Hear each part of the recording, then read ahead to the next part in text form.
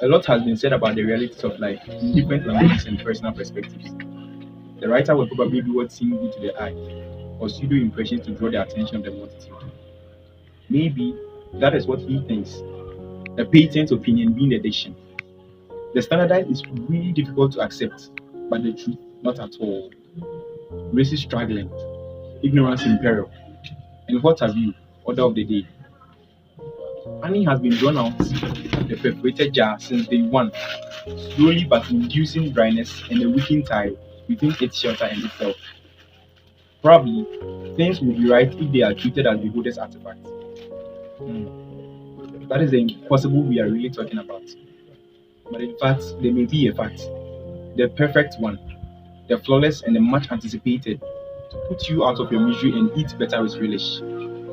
Take a deep breath, close your eyes, and think about the departure of your first beloved. How did it seem? Wonderful. Oh yeah. It was rather unfortunate and sad, but more of it just continued to ring in the hearts of the entire human race. Japan Stephen Frimpong is my name, a second year medical student, KNST Kumasi, Ghana, presenting my ideas according to the UN's Charter of the Article 19, which states everyone has the right of freedom of opinion and expression, and this right includes freedom to hold opinions without interference and to seek, receive, and impart information and ideas through media and regardless of frontiers on this very global, stupendous crisis we are facing currently, the Russia-Ukraine war. Napoleon Bonaparte may say, and I quote, "History is a set of lies agreed upon, but a man do not learn very much from the lessons that history has to teach." Maybe a confirmation to Napoleon Bonaparte. Nevertheless, those who do not know history are doomed to repeat. A powerful one indeed, by Edmund Burke. As fallible as I am, I cannot tell perfectly the history of a nation or for itself, but will try and highlight in quotes the set of lies encapsulated in the books of our museums. Now, it is written somewhere that the establishment of Rus in the north was achieved by Varangians in 862, and in 882, the Prince Oleg of Novgorod seized Kiev to unite north and south of eastern Slavs and governance to Kiev. That is, by the end of the 10th century. The Byzantine Empire in 988 brought Christianity and some Slavic cultures also. We can also talk of the Mongols who invaded the Kievan Rus between 1237 and 1240, which caused many deaths and the forceful acceptance of their lordship. Moscow became a political and cultural magnet for Russian unification after the 13th century, and by the end of the 15th century, saw a great unity by the Grand Duchy of Moscow. Under Ivan the Great, the Grand Duchy stopped paying tribute to the Mongols in 1480. In 1598, the death of Fyodor, that's Ivan's son, leads to succession issues which led Russia into chaos and civil war. The coronation of Michael Romanov turned down tensions in 1613 and was able to explore lands to as far as Siberia and even the Pacific.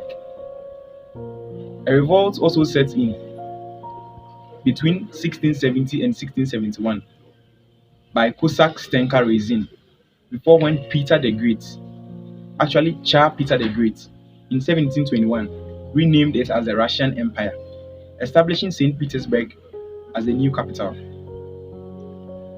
Peter the Great's death also created another chaos, by which in 1762 the German Princess Catherine the Great used court intrigue to consolidate power.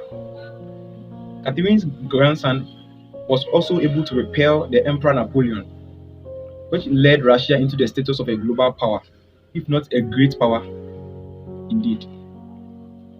We can also talk of the Peasant Revolution during the 19th century, the Solaipi Reform between 1906 to 1914, and even the State Duma 1906 to 1917. Lest we forget, in the 15th century, the European colonization of America, and by the 1600s, most colonies in what would later become the United States were settled. By 1760, the 13 British colonies contained roughly about 2.5 million people and were established along the Atlantic coast, east of Appalachian Mountains. We also know after the France defeat, the tax imposition by the British government, including the Stamp Act of 1765, rejecting the colony's constitutional argument that new taxes needed their approval. Resistance to this saw their courage through the Boston Tea Party in 1773, which led to Parliament issuing punitive laws designed to end self-government. Armed conflict in Massachusetts in 1775 took place, and in 1776, Philadelphia, the Second Continental Congress declared the independence of the colonies as the United States. Under the influential leadership of George Washington and several others, the Revolutionary War was won, by which the Peace Treaty of 1783 established the new sovereign states. In 1860, under the presidency of Abraham Lincoln, the Civil War began as the Southern seceded from Union to form their own post-slavery country, the Confederate States of America. We also know they were defeated in 1865, leading to slavery abolishment. Even if these excepts, as imperfect as they may seem to be, to the lowest level, just contain an element of truth, then we are able to figure out one word, and that word is strife. The strife for existence, if not power and influence. The Ukrainians and the rest of the world would have to also tell a similar story, but in a different manner. Why do I tell these imperfect stories, as someone may judge? We cling to the fact that history is the sum total of the things that could have been avoided, but our fathers may have the right to say they have done it better than us, considering the much light even this generation has received compared to how well we see and act towards situations. The 20th century, in its sense, has given us the anatomy of what peace and instability is. The world wars, the Cold War, the nuclear arms race, and even the battle for the heavens above are very great evidences by which technology will betray us if we ever denied them. Also, the various colonies would have to testify by the same history their side of the story. In summary, we have really got to learn a lot. How unfair to our forefathers. At this point, one may not be wrong to say an external power beyond our human perspective is what is causing us, if not our own doings. Now, let's veer into the problem. Russia shares sentiments of America's, or in quotes, the collaborative West or collective West, wanting to rule the world. A new world order led by their own ideas and policies, which may not favor the rest of the world. Russia also charges America of breaching many international laws, especially militarily, and the most important of this is the NATO expansionism, being seen as a threat and a deceit, and that the Kyiv administration is being blinded and oblivious to these Western powers by whose subjection to will explode an impending danger. Also, the issue of the separatists in Donbas region.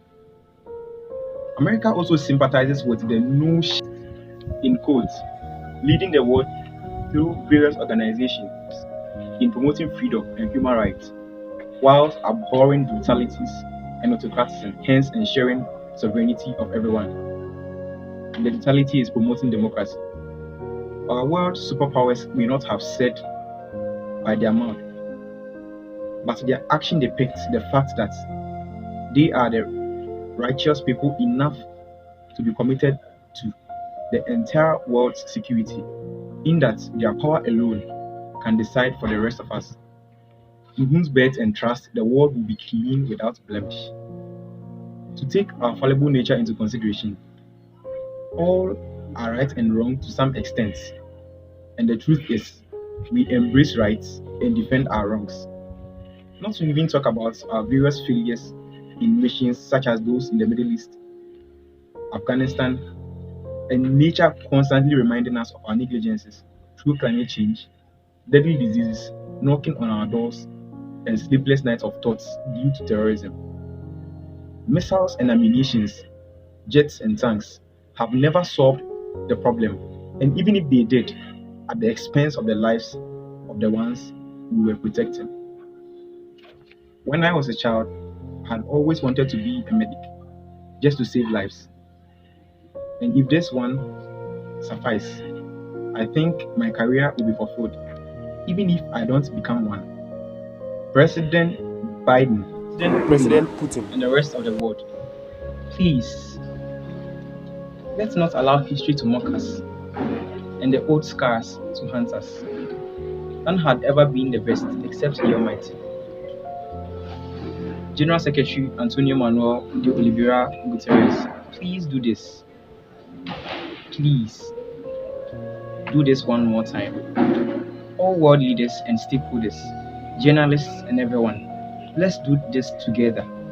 Let's suspend this war and look into the treaties of old together and solve the issues. These appeals to our very conscience, and for me, the interest and the passion alone has physically costed me dearly. We only have this life to do it. Whilst 24th tarries for one party to say instead, we are standing strong amidst the war. The world would rather rejoice for finally making the step to end it. Let us humbly remember, it is not everyone, of even our very own, who is siding with our present individual ideologies about the war. And that if we don't do this now, our children will do them to our shame.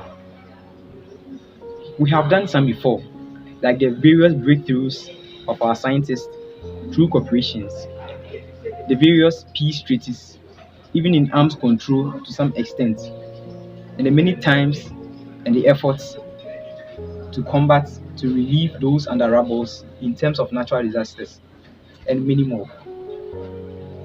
Let's not our differences overrule our common interests.